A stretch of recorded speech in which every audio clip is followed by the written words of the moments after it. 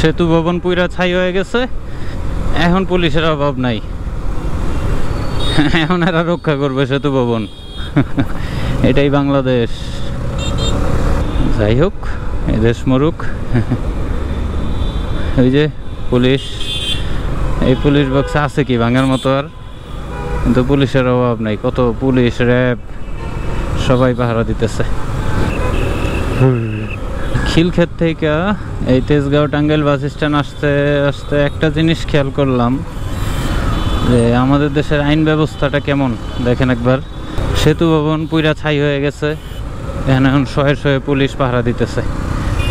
Amtali police box পুরা গেছে already, এখানে পোড়ার মতো, ভাঙ্গার মতো, ধ্বংস হওয়ার মতো আর কিছুই নাই।